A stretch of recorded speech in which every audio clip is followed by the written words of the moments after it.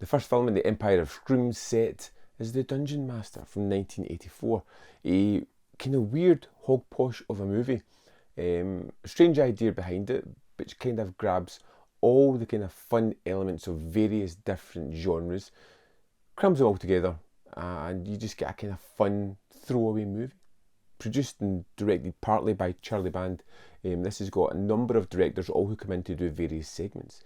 And the basic story here is all about Paul, a computer programmer who spends more time with his computer than he does with his girlfriend Gwen. Look, it'll be perfect. I talked it over with Cal. It all adds You up. talked it over with Cal? Well, yeah. Oh, God. Why did this happen to me? How did I fall for a guy whose first love is a machine?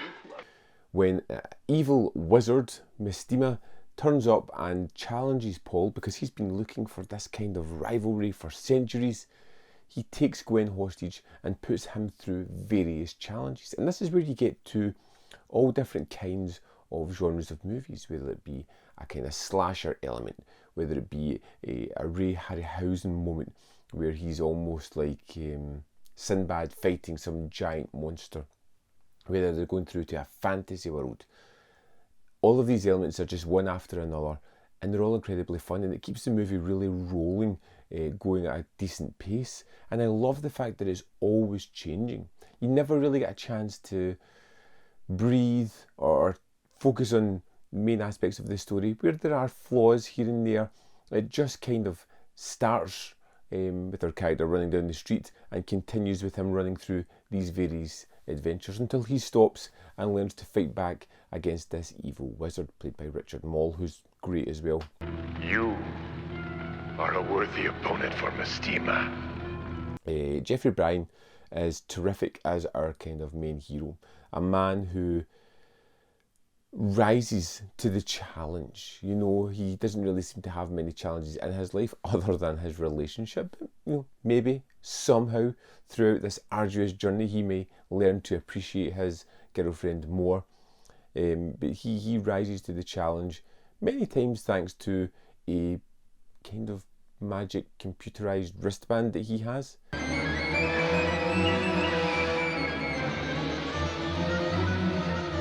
Which kind of does all the work for him. He doesn't really have to do much. There is a large sequence and that's a gig where he is there with Wasp, which is pretty much just there probably to help sell the film at the time as well, but I kind of like it. And it's the thing about this film that I really enjoyed was I was never bored. It was always changing. It was always moving into some other kind of genre. Where it would, you know, you go from fantasy 1 minute into a sequence of a slasher stalking someone, which is just brilliant because you get that element of those films condensed down to like 5 minutes. And it's the best kind of parts of it. You don't need the preamble because we've already kind of know who the characters are. We're just thrown into this, given a ticking time bomb of, you know, he's got a limited time to save someone. And then we get out and jump into the next segment, which could be stuck in a frozen wasteland trying to fight against monsters.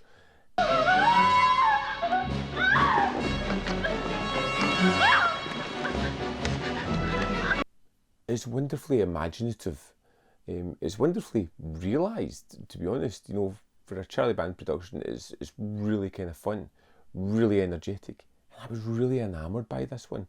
You know, I like the characters, and even though Leslie Wing as Gwen gets the short shift here, who's pretty much just chained up most of the movie and gets to scream a lot, she starts to come to the forefront later on. There's even like a kind of Mad Max type segment near the end where she starts to, you know, gain some control and power over this kind of relationship in the game as well.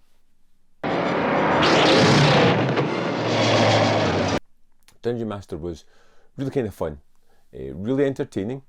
I loved the actors who I think are really, you know, going for it. I loved the constant changing genre throughout it. The pace of the film is just so wild and energetic and fun.